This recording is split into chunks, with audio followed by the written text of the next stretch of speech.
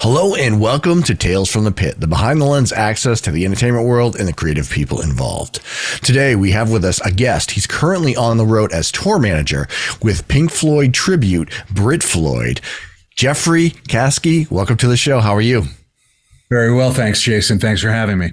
Thank you very much for joining us. This is our first episode of season 4, and I think we're going to do a lot of focus on the actual professionals behind the stage and getting the artists from place to place and everything's involved with this. Now, I know you have a ton of experience in a wide variety of stuff, but before we get into any of that, can you sort of talk up to me about what your beginnings were? Was this always a direction you were headed to? What was your younger days like? What is your experience and how did you get to where you are now? Yeah, good question. When I was a teenager, or maybe even younger, I was a huge music fan. Always wanted to be the creator of music. This is an age-old story that many people can relate to.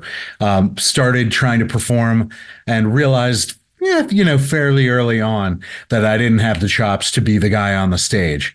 So that led me to the business side of it and, became involved as a teenager doing battles of the bands, trying to make $10, off of ticket sales. Ended up, in bars that were 18 or 21 and older when I was 15, doing that type of thing. And then ultimately, sort of by accident, ended up part-time on the road, part-time with a legit job in an office behind a desk, etc. But going out on the road periodically here and there. So, you never, the old expression, man plans and God laughs. And, I never really had a plan per se, but I like the direction, that it's going in. So in the younger days, what was your musical style? What were you into musically back in those days? Well, I grew up in the 70s and 80s. So, what we would now call classic rock was definitely my cup of tea. I'm not saying that my ears aren't open to new sounds and that I can't absorb and enjoy and appreciate new music. But, if I'm turning on some music, it's going to be something from a long time ago. I tried to play bass. I played some guitar. I can get a joyful noise out of a few different instruments. Maybe even tap along with the drums a little bit, but nothing good enough to even to hold my own, even in a band of horrible musicians. So. Yeah, I've been in a similar situation as well. I totally understand that. Many of us have, and it's it's both inspiring and almost sometimes even a little disappointing being around these great musicians. Wondering why couldn't that be me? And maybe It could have been. Maybe I gave up too early. Who knows? But that's okay. Yep. I totally agree with you with that statement as well. Definitely, because I'm a photographer. I'm constantly surrounded by all these people that are just so talented. I'm like, God, I wish I would have, kind of been able to go in that direction. But this is where I am. And this is my skill set. So I'm very happy with what I'm doing. But I'm very envious of people doing what they're doing on the stage as well. Yeah. So in those younger days, you started doing some behind the scenes stuff. Can you talk about any of that stuff? Was there anything specific that was like, all right, this is my path now? Or was it just kind of gradually you kind of worked your way through stuff? I remember that going up the chain a little bit to when I was in college. I was the concert coordinator. Again, like so many of my peers and colleagues in this business, I was the concert coordinator in my college. And I remember we brought some very big, at the time, name bands in. And I remember meeting the tour managers and talking to them and saying, God, that's something I'd love to do. I'd love to throw it all away and join the circus and just be out there. But at the same time, I also wanted to somehow live a responsible life. And so I really kind of focused on trying to make both things work. And that's why my career is so varied and has such a variety. Yeah, totally being out there. And can you talk about some of these types of roles you've had in the past? Now, I think I mentioned at the beginning that you have, you're an attorney, you practice law as well, and you have many other skill sets. Can you embellish on any of those other types of jobs you've had? Yeah, absolutely. Because I think that they all, everything I do, I'm using different elements of these skill sets that I've developed over the years. And there's a way to look at things. So I'm a lawyer. I ran an adoption agency for 20 years. Wow. I do surrogacy law now. I also do entertainment law. So these things are dealing with people and helping people. And then I go out and I'm a tour manager, or sometimes play other roles on the road, depending on the situation. And what I focus on is that what I'm trying to do is make people happy. What I'm trying to do is help solve people's problems. If their problem or their issue that they were dealing with at a certain point in my life, if it was infertility, well, I had the solution. I could help them with that. And I still do some of that, like I said. And if their problem is that they were just having a lousy day and that their spouse was mad at them and their boss was a jerk, and it's just one of those days, but then they really need a few hours to escape and just to not think about those things. I'm part of the team that brings that to them, with bands, and I use all of my mediation skills certainly as a tour manager.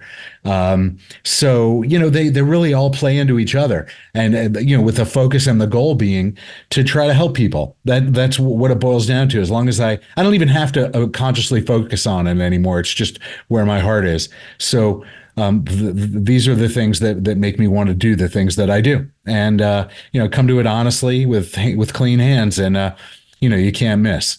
That's great. Yeah, that's great. I mean, I've talked with many tour managers, and your role is the glue to the entire thing. And in some cases, it gets pretty crazy, and it could be a wide variety of unexpected things too, right? Everybody's role is the glue to the thing.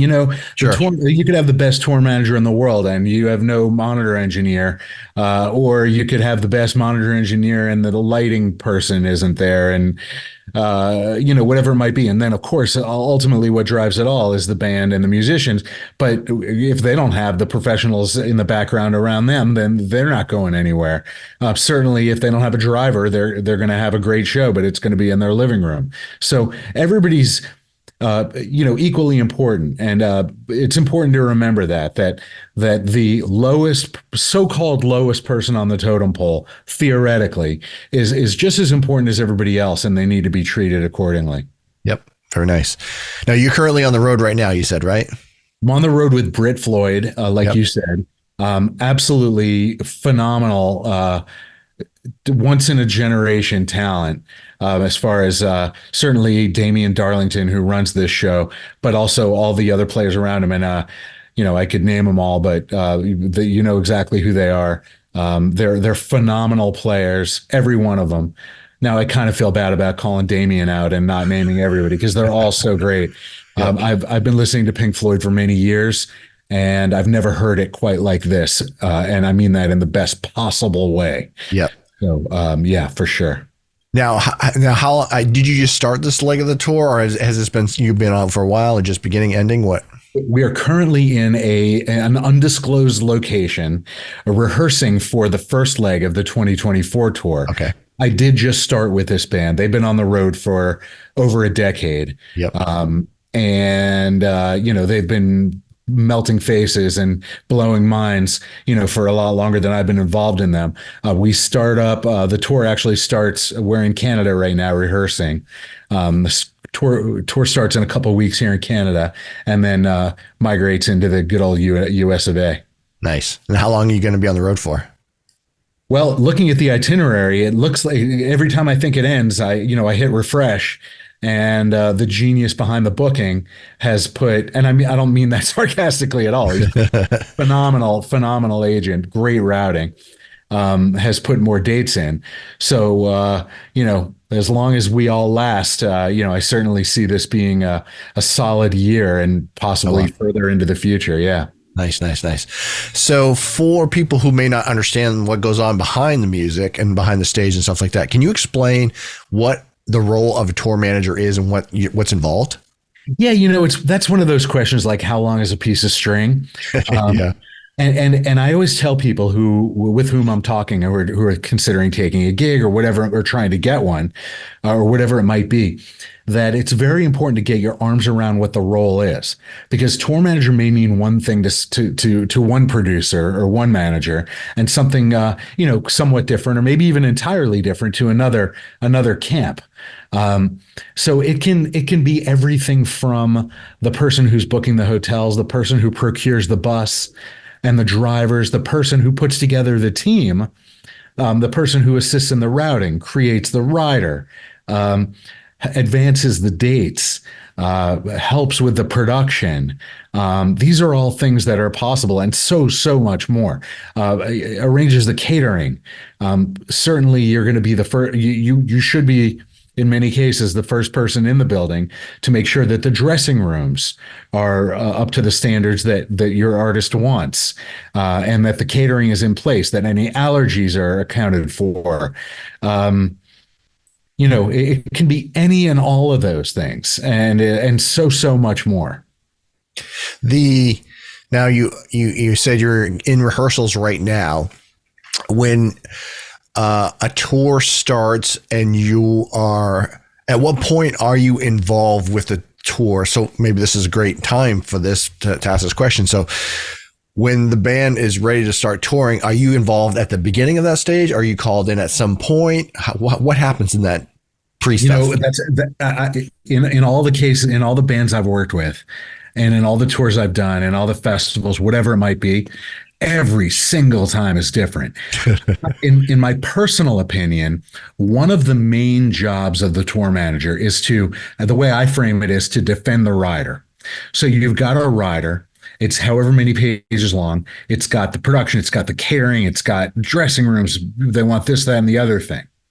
That's what they need to perform their show. That's what they need to put their show on.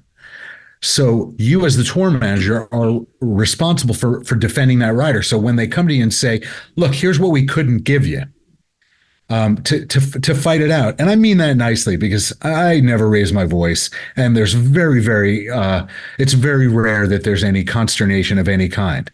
But with that said, to quote, fight it out, to make sure you get the artists the things that they want.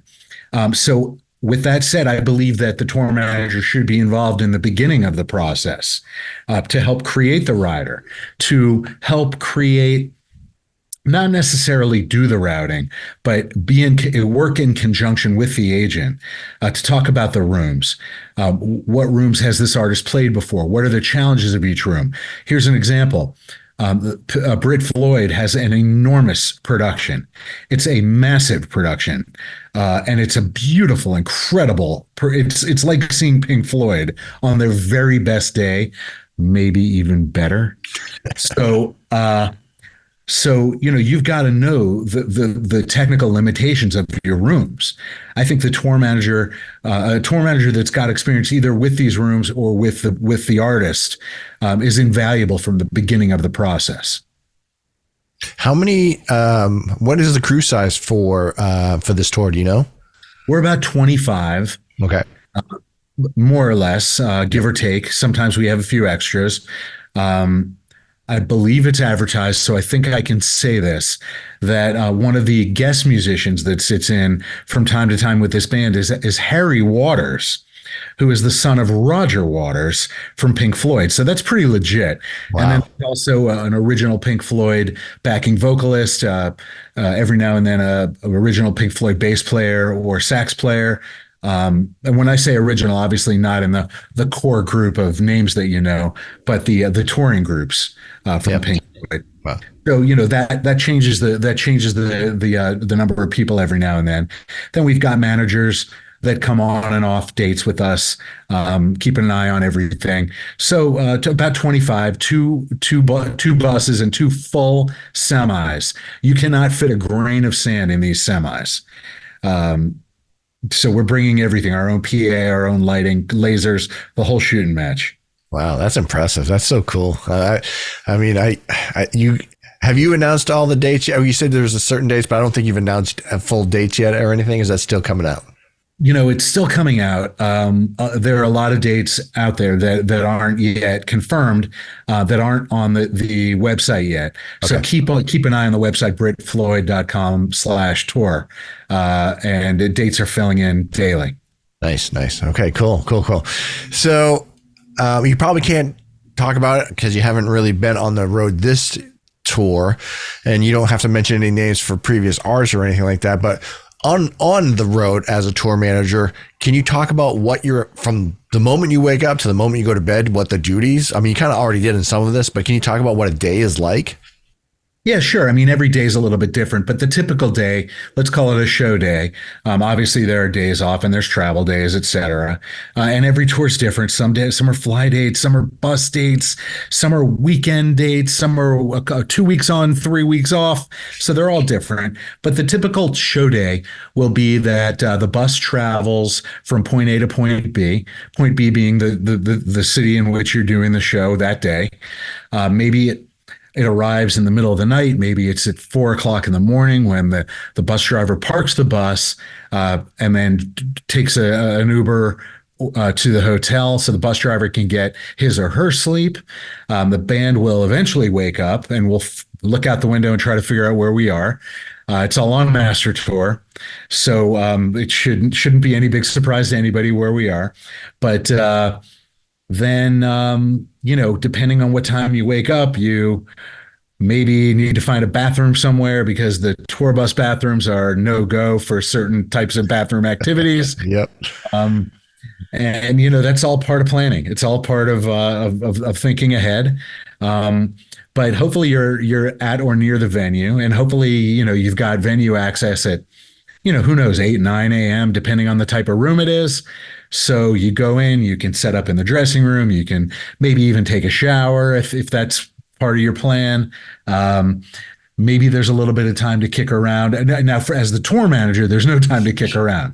What you're doing is you're setting up, you're connecting to Wi-Fi, you're making sure that all of the band and crew have the Wi-Fi passcodes and all of that stuff. You're making sure that signage goes on the doors so artists know which rooms there are theirs, how to get to the stage from each room. You're meeting the local crew, making these micro relationships where you work so closely with these people for intense chunks of time, but then move on to the next thing the next day.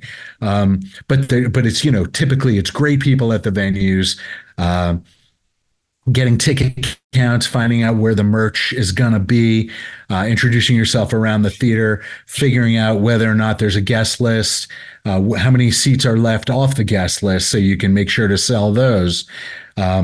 God, I could go on and on forever with this stuff. Making sure that whatever special needs any of your artists have, you don't want to put the gluten products on the same table, as the where the artist that has a gluten allergy is going to be.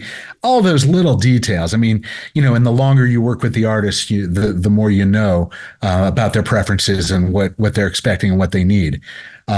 You're reporting back to the manager of the band. Maybe you have a radio station appearance. Maybe your artist has a podcast to do or a phone in, or some type of press or publicity. At some point, you're going to be loading a tremendous amount of gear into the room. And then you've got the local hands. And of course, there's meals, obviously, I have to say that. So you've got the local hands helping with the load in, setting up all the gear and a massive production in this case. In some cases, there's very little production and it's all backline. The theater's going to provide the PA and you just show up with your instruments and a couple amps. But in this case, it's a big deal. So we've got, of course, a production manager who's going to direct all that. who very experienced, been with this band for many years and played every room, knows this stuff in his sleep. And then eventually you're going to have a sound check. In many, many cases, the artists right now are looking for different ways to get additional revenue streams because touring is so expensive. Yeah. So there'll be VIP experiences where the super fans get an opportunity to meet the artist, maybe see part of the sound check, which is what we do. Hey, I just want to jump in here real quick and say that if you're enjoying the show, please check us out on all podcast locations and on YouTube. Search for Tales from the Pit podcast. Please remember to like and subscribe. It helps us grow the show. All right, back to the show. That ends. You have somebody usher the VIPs back out into the lobby until the lobby doors open officially. You've got the sound check to complete. Any issues that are brought up by the sound check have to be addressed. And then that magical time happens at some point when the ticket takers start scanning the tickets and the people start coming in. And you're also meeting with security, by the way, before doors. Talk about any issues on this. There's not going to be any issues. I've had some artists where there are some issues, stalkers and that sort of thing. And then people start filling in their seats and the anticipation grows. And the lights go down and you play a show. And you get an intermission. You play the second set of the show. Everybody goes home. And then you break the whole thing down, pack it back into the truck, and rinse and repeat. So after the show is done, you still got to, route the guys around, make sure everything's collected and all that stuff. So you're not leaving till 2:00 in the morning, if that? First in, last out. Yep. As the tour manager. Of course, you have to settle the show. That forgot to mention that. That's kind of important. By which I mean, of course, they figure out what the deal was for their revenue, what the band's getting paid. There's a formula, sometimes based on ticket sales. Settle merch, of course. Sometimes the house gets a cut of the merch, which is terrible, but I understand why it has to happen. And so there's that accounting that you have to do. In my case, I found out kind of the hard way that I'm also going to be the keyboard tech. I have zero experience doing that. So that'll be fun to try to figure out. And I've got to do that at the same time the show settles, which once again, we're making magic happen. And you will find a way to get it done. But then, it's 1-2 o'clock in the morning by the time you're out. You get a shower on the way out. Hopefully there's still hot water. You get in the bus, and then you're meeting with the bus driver to talk about the best route to get to the next place and what's going to happen when we get to the next place and what time we're going to get there and how he or she's going to get from the bus to the hotel, and what the plan is for the next day. So that's all going on. You're filling it. You're putting day sheets in Master Tour. Some artists, not this band, but some artists prefer not to use Master Tour, and they want to see a physical day sheet on the wall. So as a tour manager, you're doing that. Now, thank God I'll tell you this, thank God for Master Tour, and I'm not being paid to say this, and they're welcome to pay me if they want to, but they don't have to, because I'm going to tell you this. They've thought of everything. Yep. So if you have an artist that likes to do day sheets and you like to do Master Tour, or like, for instance, you're tour managing for a package like I did a couple of years ago, where it's artists of various generations. Some want the day sheets, some want Master Tour. Master Tour makes it very easy for you to put all the information in and then push a couple buttons and get a day sheet out like that. So again, I don't work for them. I'm not, this is not a commercial for them, but I'm telling you, if you're looking into being a tour manager, you want to get, and they've provided you with everything you need for free on YouTube. Yeah. All the tutorials you could ever want. And they have the best customer support ever. So that's all I'm going to say. If you're looking to get into this business, you want to be very familiar with how to use their product. And this episode was brought to you by Master Tour. Exactly. It should be. Yeah, and for those that are not in the industry, Master Tour is an app that everyone in the crew and band can have on their phone, so it shows the complete schedule and everything coming up and all that stuff, so everyone has information all at once. Yeah, and if you're not in the industry, I'm not sure why you're watching this. We have a mix. We have a mix. I can't imagine how interesting this would be. But, a lot of people want to know what's really going on behind the scenes. So you said a few key things that I just want to talk to you about, and you don't have to get into any details. But right now, the thing that I've heard over and over and over again within this last couple of years is just the cost of touring has just gone through the roof for so many things. There's been limited amounts of bus drivers that have made that price go up because of the limitations. There's been gas and fuel costs that have gone sky high, and all that stuff is, we had a year and a half off for a lot of people, and everyone lost revenue for at least a year.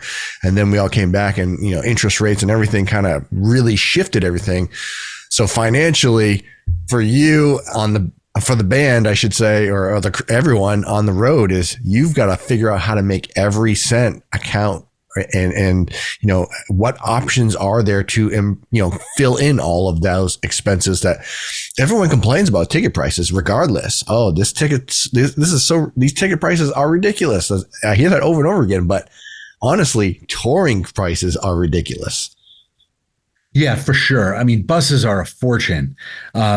But bus drivers are hardworking folks, and they make a decent living. And you know what? They deserve it. They earn it. I have no complaint about anything I've ever paid a bus driver. That person your life is in their hands, literally, in very, very literally. Yep. It's 4:00 in the morning, and you're sleeping. They're not.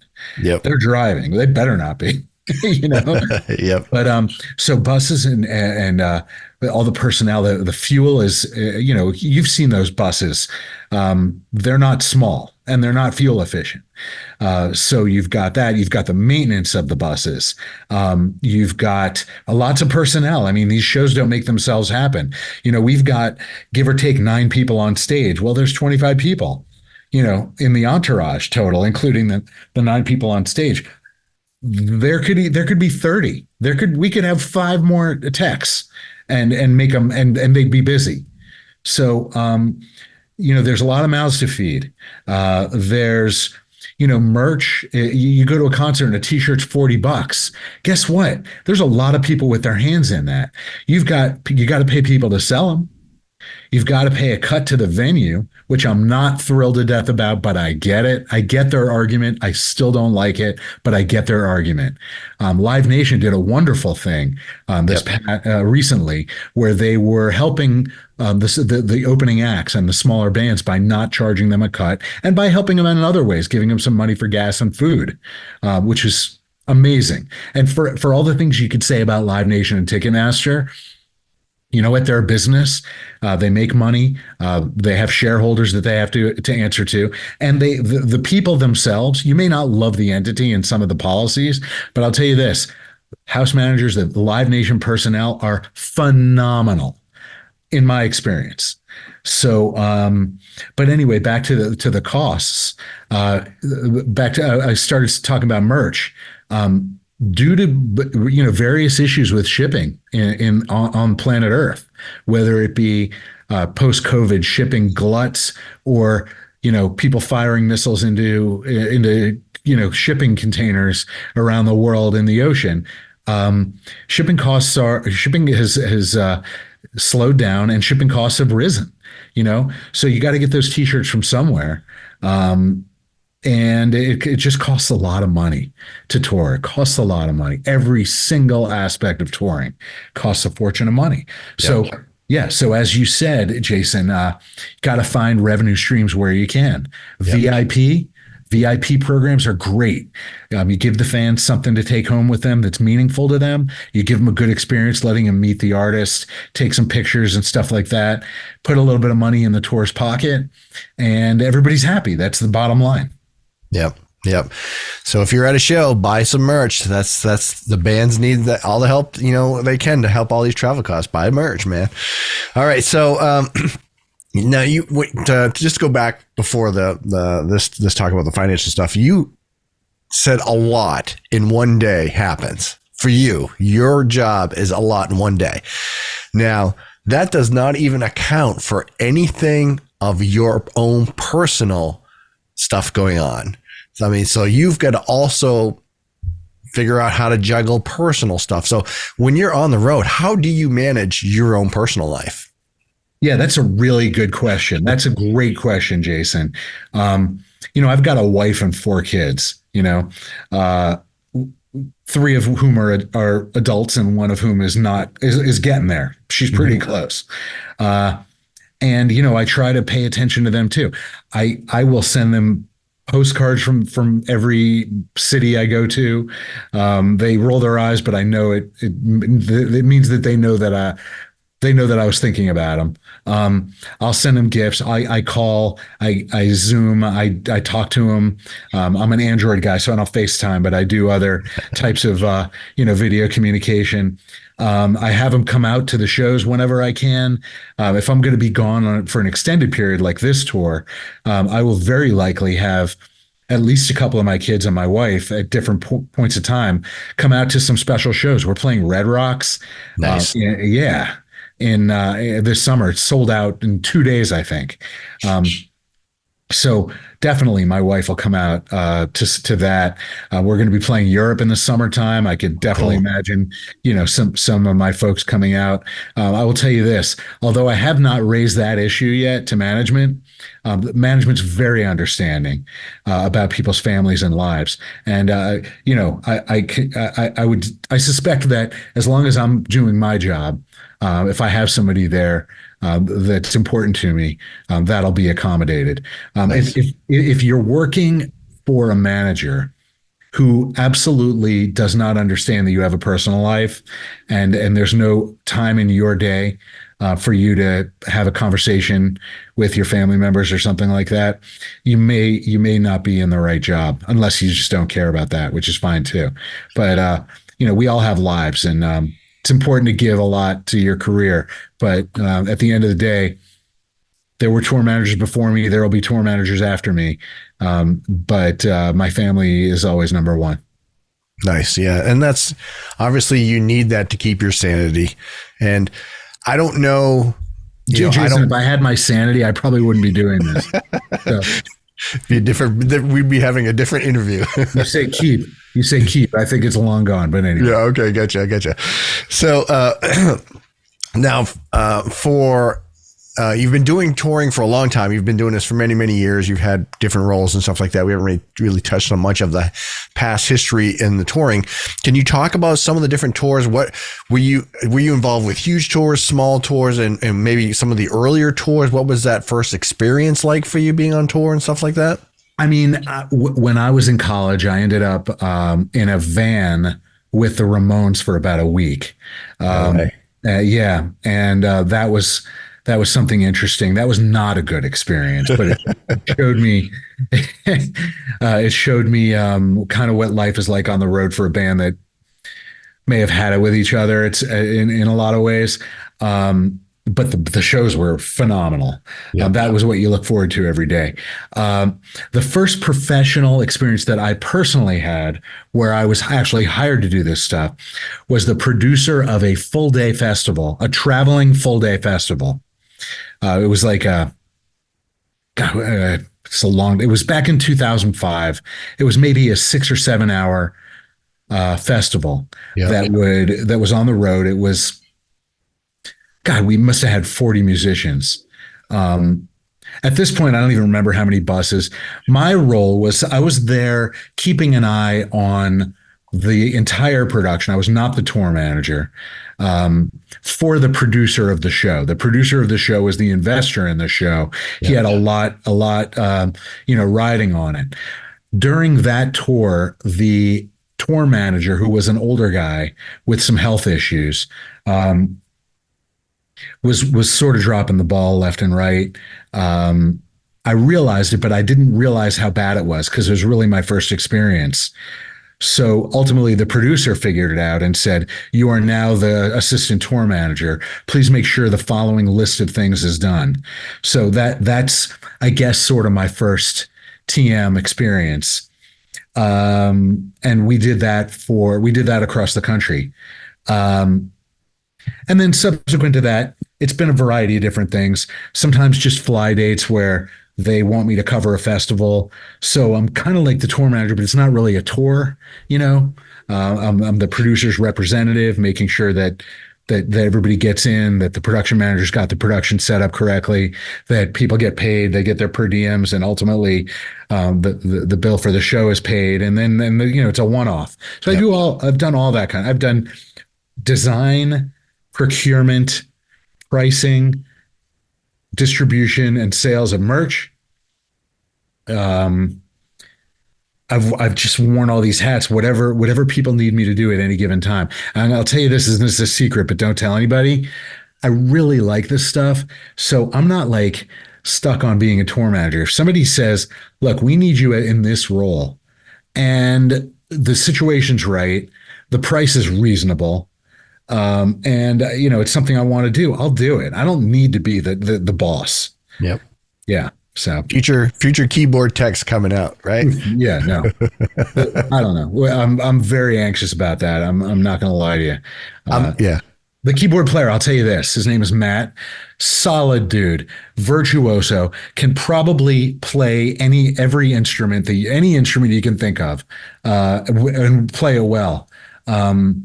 And he's such a nice guy, and he gets that I don't really that I need a little hand holding. So he's been super nurturing about it. So I'm being a little bit facetious when I talk about how nervous I am. I know he's got my back. Yeah, nice.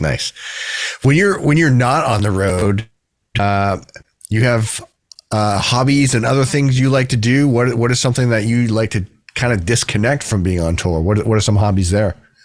Or jobs, whatever. I got to tell you, I'm one of those guys, and I know this is just obnoxious, but I only do the things that I love to do. Yep. You know, I'm not a kid anymore, and I've gotten myself in a position where I just don't have to do things that I don't want to do. I love surrogacy. I love helping women who want to be pregnant and carry a baby for someone else. It's so selfless, even though there's some money involved and they get their bills paid and some compensation. That doesn't change the fact that it's an amazing thing. And I consider it a real honor to be able to work with people of that level of character. It's the most amazing thing. Yeah. So I love doing surrogacy. That's a pretty lengthy process too, right? There's a lot involved with that, because I've been involved with it on the surrogacy side with someone who was looking to get into doing a surrogacy for someone else.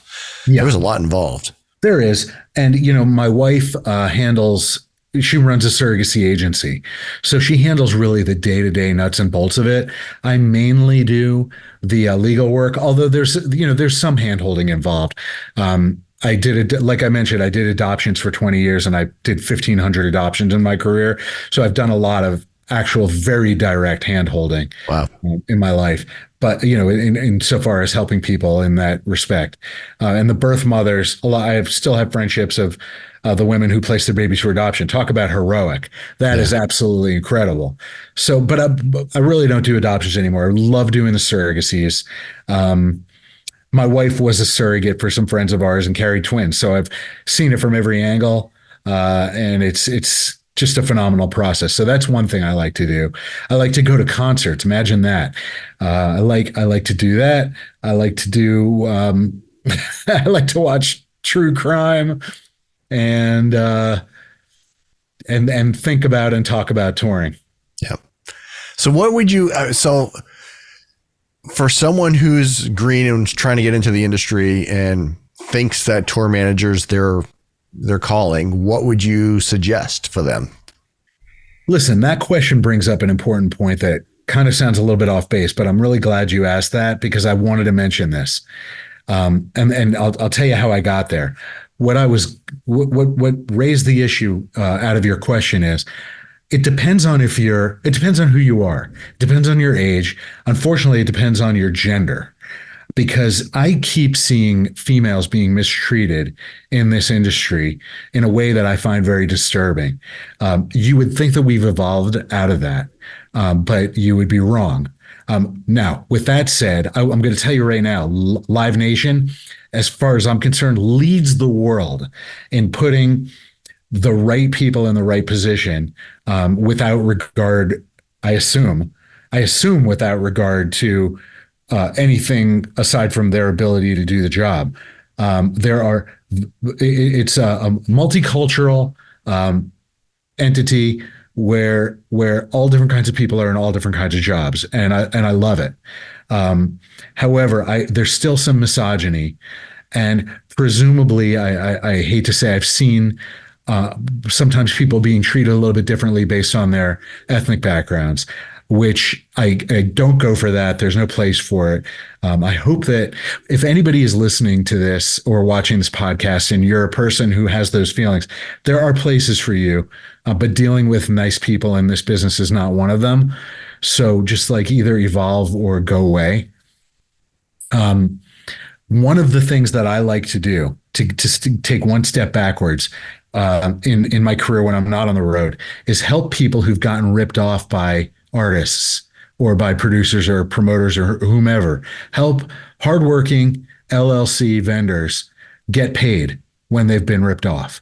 And unfortunately, I find that it's oftentimes it's young ladies who get ripped off. They're not taken seriously, and they presumably these concert promoters and concert producers, whoever it must be that's hiring them, must say, well, it's just some little girl. What's she going to do about it? I can't stand that type of thing, and I've helped people recover.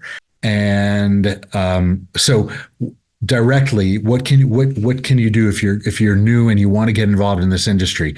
The first thing I'd say is make sure that you put your battle armor on and don't take shit from anybody, because you're not signing up to be disrespected. Keep the goal in mind, and the goal should be that you want to go out there and help these artists make people happy. That's the goal. And you're going to find like-minded people if you focus on these types of things. I can hear myself losing my voice. It's been a long day. I'm not wrapping you up. I'm just telling you that we're at the end of a day where I've advanced shows all day. Sure. And I've been on these Zoom calls, and you have to broadcast a little bit when you're doing it. But join Facebook groups, join organizations. There are certain Facebook groups that I would recommend, but you can't get into them until you've got some experience. There are plenty of groups out there that will let you in just because you're interested in getting these jobs. I'm going to tell you this: there's a lot more people than there are jobs in this business. Get some technical expertise, because a lot of the jobs that people are looking for and the people are advertising for are, I'm looking for a board op. I'm looking for an L3 lighting person. I'm looking for somebody who knows how to turn the knobs on this particular type of machine correctly so it makes pretty things happen. Whatever it might be, guitar tech. You need to have a little bit more under your belt than just a tour manager. If you're willing to do the hard work and not get paid a lot of money, maybe catering assistant. You have to start somewhere. Start wherever you can to get on the bus and to get in the life. Then you're going to network, be the type of person who is respected, be respectable, be professional, even though you may be covered head to toe with tattoos, and everybody you're working with, maybe also, and that's fine. But that is respectable in our field. Be respectable, be professional, and network, and be available, be honest, never lie, have the reputation of being the person that never lies. These are just all great things for your life, but and then be patient. Put together a dynamite resume, even if the resume just says, "Look, I've done a couple things locally. I've never really been on the road, but I really want to, and I think I'm suited for it." Put together a nice resume. I always tell people, put your picture on the front page of the resume. I think it catches people's eye, because when people advertise for a job and they're looking for resumes, they're going to get 1,000. Be one of the ones that people remember, that they put in the correct pile. And if you don't get the job, don't expect to hear back from them, and be patient with them. Sending an email that says, "Hey, asshole, I applied for your job 6 months ago. Don't you think you could at least say thank you?" It's not going to happen, and that's not going to do you any good. But if you do get a call that says you made it to a certain level, but you ended up not being the right one for us, be gracious and say, please keep my resume, in your file for next time. Yep. Yeah, I'm giving a lot of this is very common, typical advice, but it's really what I find to be. I've both applied for jobs and I've also posted ads looking to fill positions. So I've been on both sides of this, and I see what's effective. Yep. I'll also add to that from what you said earlier and from my experience as well is connect with your local venues as well. I mean, Yes. Get a job at your local venue as taking tickets or whatever it is, working the coat rack, whatever it is to kind of build your connections. Totally agree. Sweeping up backstage, helping with catering, cleaning up after the artists leave. If you put your resume together and you maybe you have a link to it on a business card or something, and you run into the tour manager, you never know. They could be looking to fill a place. Somebody just got COVID. Somebody's grandmother died and had to go home. Yep. You just never know. Yeah, I've gotten so many great connections and great friends just by being that person in the room with the other people doing their thing. So I'm a photographer for Bank of New Hampshire Pavilion. So all the shows that come through, I'm involved with all that stuff, and just building those relationships just opens up your opportunities, and it just kind of observe, learn, and respect your surroundings. Here's an opportunity for you. I'm going to hook you up with a photo pass. Nice. So let me tell you the way Brit Floyd does that. Typically artists will let you photograph the first 3 songs. Our light show is so complex that we let you photograph the whole show. That's and awesome. The manager of this band swears that he can look at a photograph and tell you what song that photo was taken during. So we're happy to have professionals photograph this band. I hope I don't get 1,000 emails right now. I can't believe I said that, but we like taking care of people. This is a very generous band as far as just the way that they handle people, the way they treat the world. It's just run by geniuses, and it's a phenomenal entity. And I'm just going to say this about this life: if you get involved in this and you don't like it, you can always pull the ripcord. Do it gracefully and go to the tour manager and say, "Look, I thought the road was going to work for me, but it turns out not to." If there's somebody harassing you or bothering you in any way that's inappropriate, that wouldn't work in a land-based job in an office, you are absolutely not required to take that type of disrespect from anybody. I don't know if you can tell, but I'm just not a big fan of that sort of behavior. No. So just keep all this stuff in mind for you new people. Just don't be taken advantage of in any way just to get this job.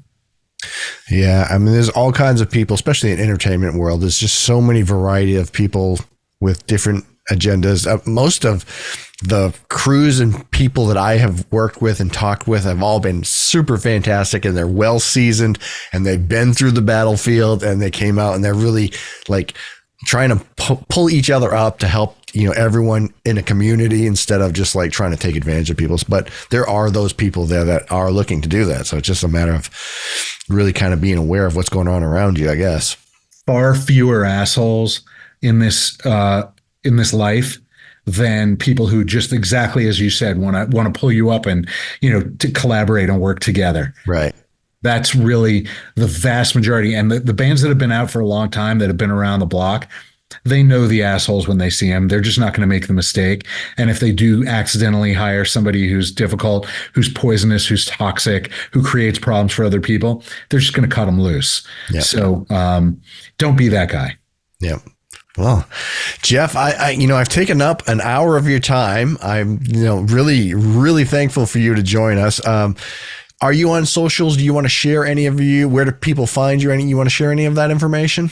Yeah, sure. I mean, I wouldn't follow me, but and when people follow me, it's at their own risk, because I have some things to say about some things, which may not rub everyone the right way. So with that as my disclaimer, my Facebook is Jeff Kasky, JeffKasky. I think that's also my Instagram. I don't really post all that much on Instagram, but now Facebook and Instagram are connected. So, but I'm going to be posting beautiful videos and images of Brit Floyd throughout this tour. So be my guest. Happy to have you follow if that's the sort of thing you like. I got off Twitter. It's the best decision I ever made. So don't look for me there. And anything I do or say that offends you, hey, that's on you. I didn't tell you to follow me. And happy to have you. Great. And BritFloyd.com. BritFloyd.com /tour for the dates. You can see the musicians. You can see what we've been up to. I don't know who's running the website, but they're doing a great job. The imagery is beautiful for this band, not just the website, just in general. They're doing everything right. It's so inspiring. Nice. Well, Jeff, I can't thank you enough for joining me, and I really appreciate it. It was a great time talking with you. A lot of nice, helpful information for people, and a lot of fun just with your stories and stuff like that. So thank you so much for your time. Yeah, my pleasure. Thank you for having me. Good luck to everybody. Hey, thanks for watching this episode with Jeffrey Kasky. We hope you enjoyed it. You can check out our other episodes and our other guests on all your favorite podcast locations and on YouTube. Just search for Tales from the Pit Podcast. You can also check us out on talesfromthepit.net. Until the next time, have a great one.